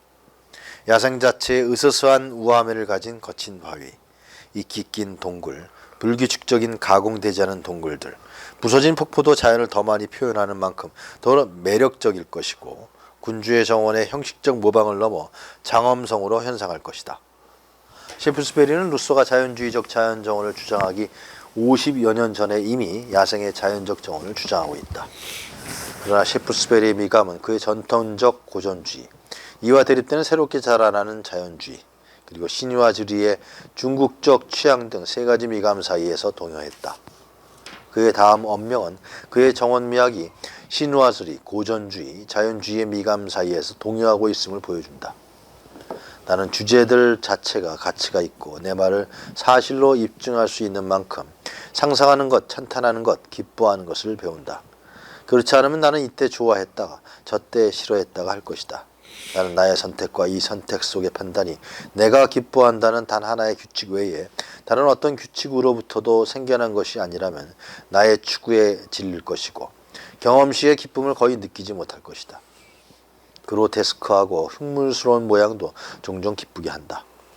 잔인한 광경과 야만성도 기쁘게 하는 것으로 나타나고 어떤 기분에서는 다른 모든 주체를 뛰어넘어 기쁘게 하는 것으로 나타나기도 한다. 그러나 이 기쁨은 올바른 것인가? 그리고 이 기쁨이 나타난다면 그것을 내가 따라가야 하는가? 기쁨을 갖고 추구해야 하는가? 아니면 나의 기분 속에서의 그 기쁨의 성장이나 만연을 막으려고 애써야 하는가? 보다 부드럽고 보다 알랑대는 유형의 기쁨의 경우에는 어떤가? 여성스러움은 나를 기쁘게 한다. 인도 문양들, 일본식 칠기, 범랑은 나의 눈을 때린다. 칙칙한 색깔들과 거친 색칠은 나의 상상에 가까워진다. 나는 프랑스 스타일이나 플랑드르 스타일이 첫눈에 아주 좋았다. 그리고 나는 나의 좋아함을 추구한다. 그러나 그 결과는 어떤가? 내가 나의 좋은 풍미를 영원히 몰수당하지 않는가? 내가 이런 식으로 이탈리아 거장의 아름다움이나 행복하게도 자연과 고대인에 따라 형성된 손의 아름다움을 맛보게 되는 것이 어떻게 가능한가?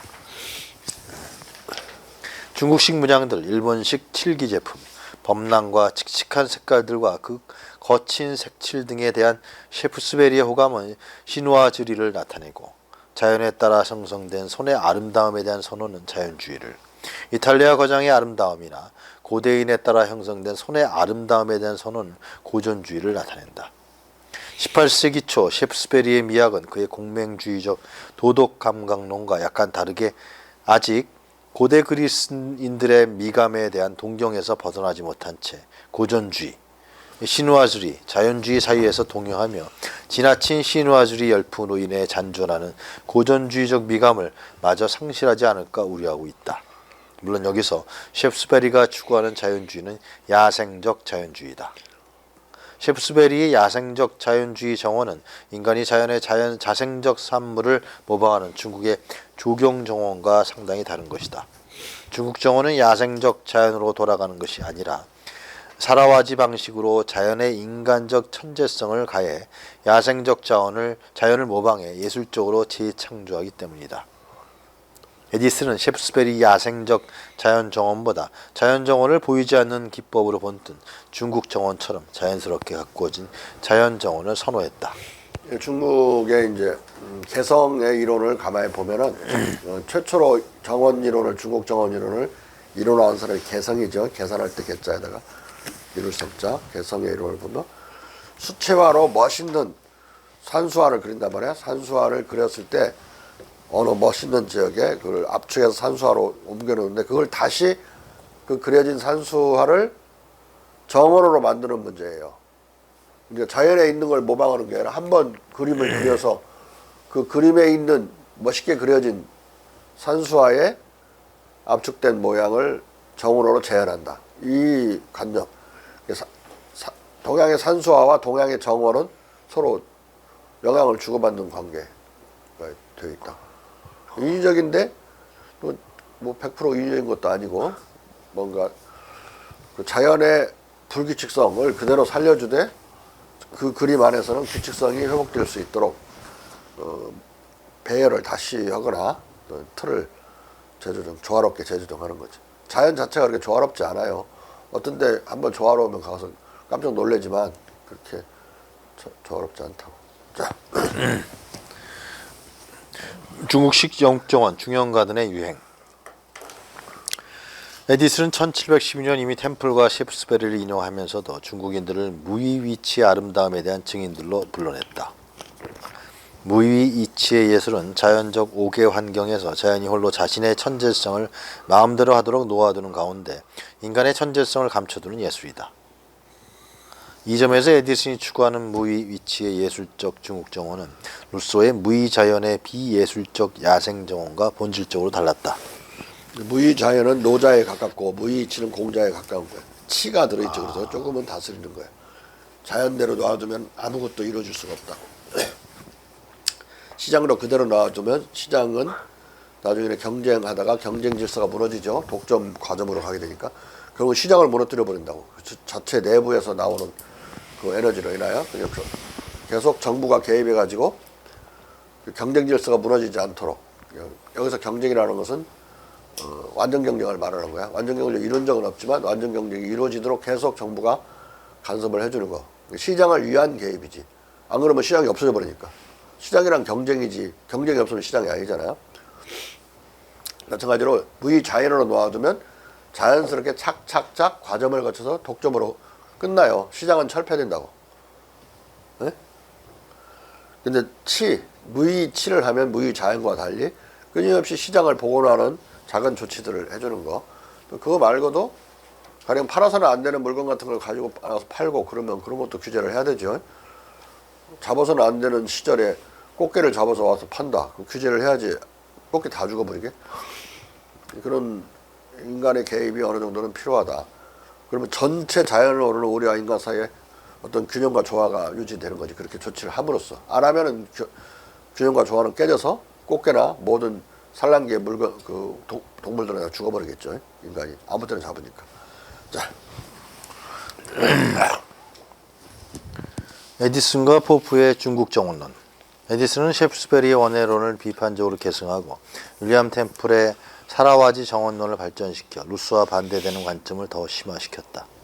에디슨은 1712년 스펙테이터지에서 이렇게 새로운 조원수를 주창한다. 중국에 관해 보고해온 작가들은 이 나라의 거주자들이 규칙과 직선으로 펼쳐진 우리의 인공림을 비웃는다고 우리에게 말한다. 왜냐하면 그들은 나무들을 나란히 줄 맞춰 똑같은 모양으로 놓는 것은 아무나 할 수 있다고 말하기 때문이다. 그들은 오히려 이 자연의 작품들 속에서 천재를 보여주기를 좋아하고 그리하여 언제나 그들이 스스로를 지도하는 예술을 숨겨둔다. 중국인은 그토록 기분 좋은 효과를 내는 것이 무엇인지를 까발리지 않은 채 첫눈에 상상력을 때리는 조림지의 특별한 아름다움을 표현하는 한 단어를 그들의 언어 속에 가지고 있는 것으로 보인다. 반대로 우리 영국 사라와지라는 말인데 근데 말을 않고 있죠. 반대로 우리 영국 정원은 자연의 비위를 맞추기는커녕 자연으로부터 가급적 많이 일탈하는 것을 좋아한다. 우리의 나무들은 원축, 구, 피라미드로 자란다. 우리는 모든 나무와 숲을 위해서 가위질을 한 흔적을 본다. 내 의견이 특이한 것인지 모르겠으나 내 생각을 말하자면 나는 나무가 잘리고 다듬어질 때보다 차라리 번성하는 나무를 보고 싶다. 전정을 하지 않은 자연스러운 나무를 보고 싶다. 여기서 중국인들은 규칙과 직선으로 펼쳐진 우리의 농원을 비웃는다는 에디슨의 말은 앞서 선보인 템플의 말을 거의 그대로 옮겨놓은 것이다. 템플의 중국 조원수를 계승해 중형가든을 주창하는 에디슨의 이 1712년 논변은 40여 년 뒤 중국 조경정원의 중국적 기원을 부정하는 케임브리지와 그레이의 주장을 다시 한번 완전히 무력화한다. 에디슨은 스펙테이터지 다음 호에서 중국의 건축물만이 아니라 만리장성도 소개한다. 스펙테이터라는 것은 관망자, 관찰자라는 뜻이에요. 스펙테이터. 중국 일본식 정원은 18세기의 극동으로부터 문화를 수입한 중요한 문화 품목 중 가장 중요한 품목에 속했다. 중국식 정원은 많은 글에서 풍요롭게 논의되었기 때문에 매우 중요한 주제다.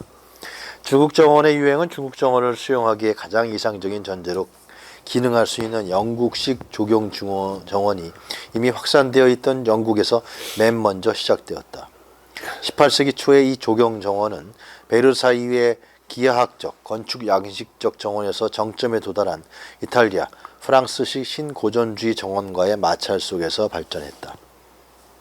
프랑스인들의 신고전주의적, 건축 양식적 정원은 한때 영국에서도 지배적이었지만 고대적 자연관의 명의로 일어난 대항운동이 시작되었다. 상설한 이념문에서 드러났듯이 이 운동을 홍보한 최초의 창시자는 1709년에 정원예술을 문예적 논쟁 대상으로 삼은 셰프스베리였다. 에디슨이 스펙테이터지에서 셰프스베리의 정원론을 다룬 것은 바로 3년 뒤였다. 알렉산더 포프는 에디슨과 거의 동시에 가디언지에 실은 한글에서 템플과 에디슨을 인용하며 에디슨보다 더 매섭게 당대 영국 조원술의 푸른 조각품을 공격하고 템플 에디슨과 유사한 원의 철학을 개진했다. 그리고 그는 디그비에게 보낸 한 서신에서 중국의 사로아지까지 거명하며 이것은 아주 위대하면서 동시에 아주 야생적이라고 생각한다고 말한다. 나아가 포프는 최초로 자신의 기하학 양식의 티커넘 정원을 때려 부수고 이곳에 중국 스타일의 원의 기법을 도입하는 모범을 보였다. 그리고 그는 1512행으로 된 시 명예의 전당에서 선하라고 저 유용한 학문을 가르친 공자가 우뚝 홀로 서 있네 라고 노래하고 우리는 약 2000년 전 살았던 중국인들의 위대한 입법자 공자 외에 단 한 명의 도덕 철학자의 설명도 없다고 공자를 축혀 세운 바 있는 친중파 문인이었다. 에디슨은 구식의 깔끔한 질서에 저항해 그의 새 정원에 야채와 꽃나무, 과일나무, 숲나무 등을 뒤범벅으로 심었다. 포프와 에디슨에 의해 점화된 이 새로운 중국풍 정원운동은 영국에서 빠르게 퍼져나갔다. 구식 정원은 사라졌고 새로운 정원이 점차 그 자리를 차지했다.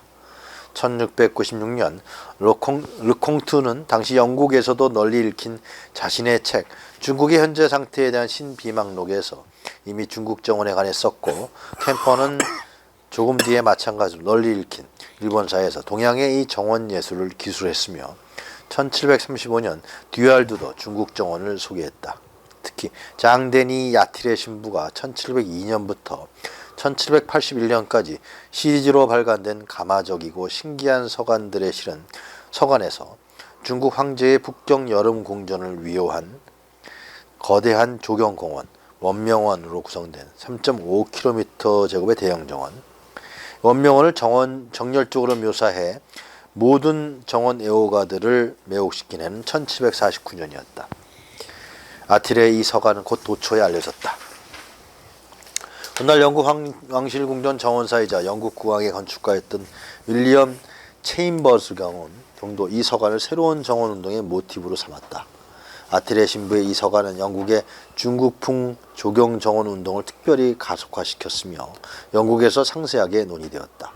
영국에서 에디슨과 포프처럼 중국식 조원수를 대중화하는 데 앞장선 스펜스는 아티레이의 이 서간을 영역 출판했고 이 영역판은 1752년 월간 리뷰에 의해 소개되었다. 그리고 1762년 퍼시의 중국인들에 관한 미셀러니에 다시 실렸다. 프랑스에서는 볼테르에 의해 그 요지가 재생산되고 영국의 중국풍 정원에 대한 서적들이 분력되었다. 중국 정원 양식으로 나타난 이 모든 논문은 아티레의 서간과 관련된 것이었다. 불규칙적으로 구획 배치된 거대한 조경 정원 원명원의 모델이 서양에 알려지면서 중세풍 유원의 테두리 두른 대칭 화단들과 이것을 둘러싼 장벽들이 제거되기에 이른다.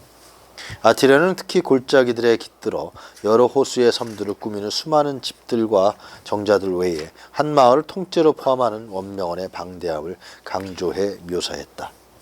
아티레는 원명원이 집과 정자들이 불규칙적으로 배치되어 있다는 것, 직선가로나 오솔길은 없고 뒤틀린 행로만이 있다는 것, 가교도 일반적으로 뱀처럼 구불거린다는 것 등을 기술하고 있다. 호로스 윌폴은 호러스 월폴은 아틸의 이 묘사들의 감명을 받아 순수 자연의 극단과 인위적 예술성의 극단을 피하는 중국 정원의 중도적 성격에 대해 다음과 같이 비평했다. 그것들, 중국 정원들은 유럽 정원들이 격식화되어 제1하고 불변적인 것만큼 변화무쌍하게 불규칙적이다. 그러나 자연에 관한 한, 자연은 우리 조상들의 정사각형, 직사각형, 직선들에서 그런 많고 회피되는 것처럼 보인다. 심지어 그들의 가교조차도 직선이어서는 아니 된다. 교각들도 시냇물만큼 많이 사행하고 때로 뱀처럼 꼬불꼬불 간다 이거죠. 쉼터가 설치되어 있을 정도로 길며 개선 아치들로 시작하고 끝난다. 그리고 월폴은 1753년 슈트에게 보낸 서한에서 다음과 같이 쓰고 있다. 록스톤에는 왕국 전역에 걸쳐 아주 수많은 유형의 원본들로서의 장점과 함께 단점도 가진 하찮은 영국 중국 건물들과 교각들이 여러 개 있다. 그러나 적어도 록스톤의 이것들은 바로 최초의 것들이었다. 중국 정원은 당대의 문장가 월폴을 매료시켰던 것이다. 중년가든의 기원을 둘러싼 논쟁.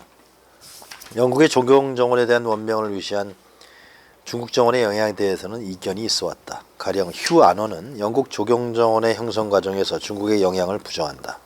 물이 세차게 떨어지는 폭포들, 넓은 호수, 나무 덤불들과 신비스러운 무서운 숲들을 가진 18세기 영국 정원들은 원명원의 예술적으로 구상된 장면들보다 이탈리아 예술가 살바토로 로사와 프랑스 예술가 클로드 로랭의 파격적 예술사주에 덕을 입었다는 것이다. 그러나 그는 이를 논증하지 않고 있다.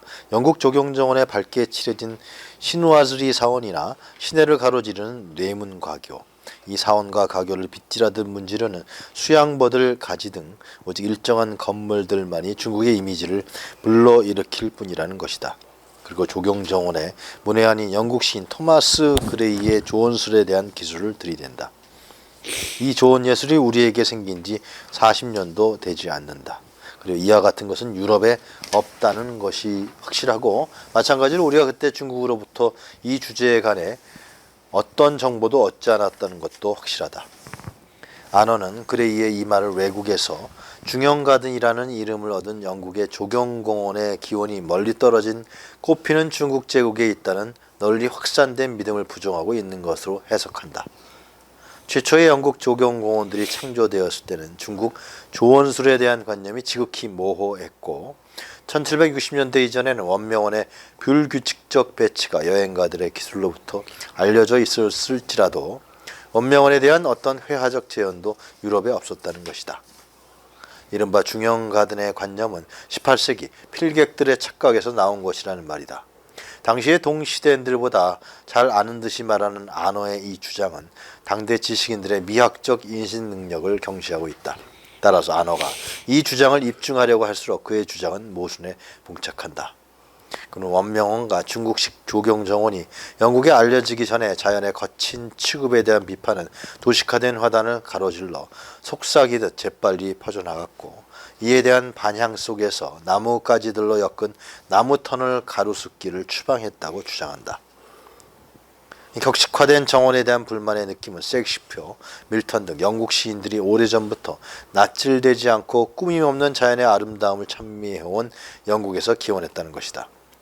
셰익스피어는 아든 숲의 점잖은 야생성을 묘사했고, 존 밀턴은 에덴 동산을 언어가 생기기 전에 조경공원으로 묘사했다는 것이다. 이 도식화된 정원에 대한 최초의 가청적 불만 표시로 윌리엄 태플경의 사라와지 정원론을 들고 있다. 그러나 그는 사라와지라는 말이 중국어 사로와치 또는 사로과치나 일본어 사라와지에서 유래한 것으로 애매하게 얼버무리고 있다.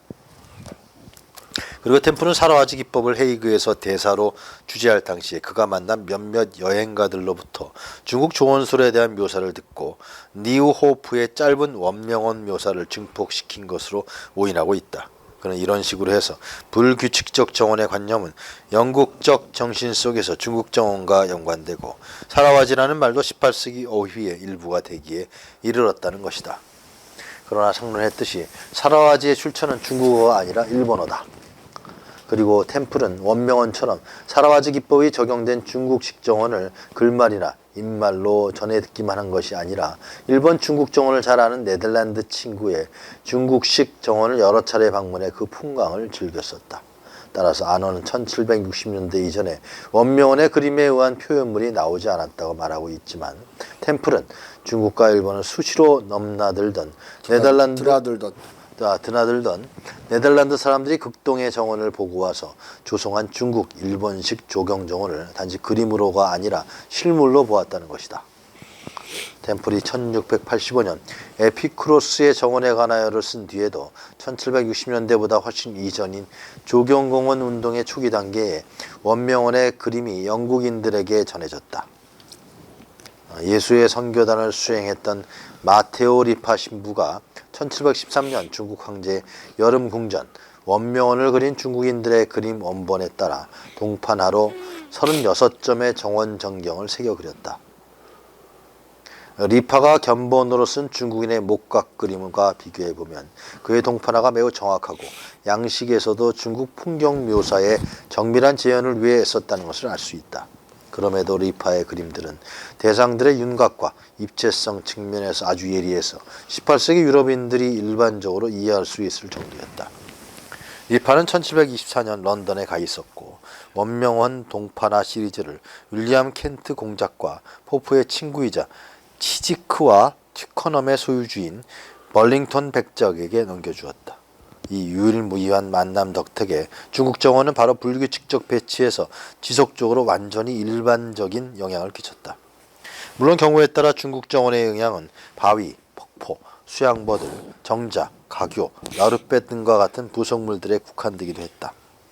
리파의 결정적 그림 각인은 이상화 풍경화의 각인으로 쓰이기도 하고 중국 정원에 관한 여행 보고서에 원형되기도 했으며 중국 정원에 관한 시문에도 원형되었다. 심지어 고대로 역투사되기도 했다. 따라서 중국풍 조경 정원을 실물로 보고 사라와지 조원론을 편 윌리엄 템플과 원명원 그림을 제공한 마테오 리파의 영향은 조경 정원 운동이 일어나던 초기부터 보편적으로 만연되어 있을 수밖에 없었다. 1720년경 윌리엄 켄트와 스토어가 설계한 치지크 티커넘 정원, 포프의 정원 등과 같은 조경 정원의 최초 사례들은 1715년부터 시작된 팔라디오르의 고전주의적 소극과 나란히 진행되었고 동일한 인물군으로부터 생겨났다. 정원에 대한 새로운 동기는 17세기 이상적 로마 풍경화와 재해석된 고대 로마 농촌저택 풍경으로부터 생겨났다. 이 운동의 성격은 초창기에 과학적, 문해적이었고 조경정원의 시적 묘사들은 현실적 시도들을 앞질렀다. 따라서 치지크, 티커넘 조경정원과 포프의 조경정원에는 이미 중국식 조경정원을 실물로 본 윌리엄 템플과 원명원 동판화의 제작자 마테오 리파의 영향이 전적으로 삼투되어 있을 수밖에 없었던 것이다. 조경정원으로 재해석된 로마 농촌저택의 고대 정원에 대한 역투사도 중국풍 사라와지 정원의 영향의 소산일 수밖에 없었던 것이다. 따라서 중국 정원이 불규칙적으로 식목된다는 영국에서 단지 불규칙적 식목의 선례로만 진술된 사실 외에 18세기 초에 중국 정원에 대해 그림으로 알려진 것이 거의 없었다는 안어의 논변이나 1760년대 이전에 원명원의 그림에 의한 표현물이 없었다는 그의 주장도 전혀 근거 없는 소리다. 그러므로 우리는 이쯤에서 안어의 모든 주장을 심각한 오해와 착각의 산물로 처리할 수밖에 없다.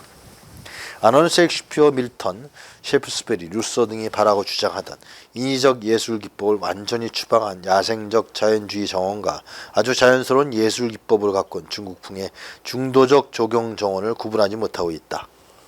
안어는 심지어 자연주의 정원에 대한 셰프스베리의 주장과 중국식 조경 정원에 대한 에디슨의 기술을 본질적으로 같은 주장으로 섞어가고 있다. 유사한 착각과 혼동은 18세기에도 존재했다. 1785년 윌리엄 마샬은 이렇게 혼동한다. 우리는 영국 정원이 중국인들의 정원에 복제물에 지나지 않는다고 들어왔다.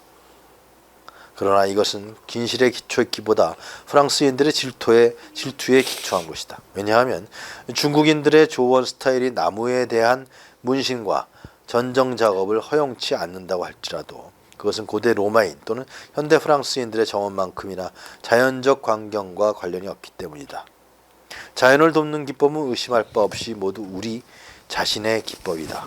그러나 마샬의 이 민족주의적 주장도 아너의 주장만큼 오류의 수산이다. 원명원이 유럽에 처음 알려지던 무렵 영국의 정원운동이 두 가지 흐름으로 전개되기 시작했다. 하나는 인위적 예술기법에 군림하는 기존의 형식적, 도식적, 기하학적 유의의 정원 조언술에 대항해 정원으로부터 인위적 예술기법을 모조리 추방하는 순수한 자연정원의 극단적 흐름이고, 다른 하나는 순수자연과 유의 만능의 예술을 둘 다 허용하지 않는 중국풍의 중도 노선이다. 처음에는 루이 14세의 구식정원의 과장된 구석들에 대한 강한 반발로 전자가 지배했다. 사람들은 주변 환경과 거의 구별되지 않는 자연적 정원을 설치했다. 이런 자연적 정원은 다양성을 결했다. 그리하여 자연과 예술을 자연스럽게 혼합한 중도 노선으로의 발전이 시도되었다. 이러한 조언 방식은 중국 정원에서 모델을 찾았다.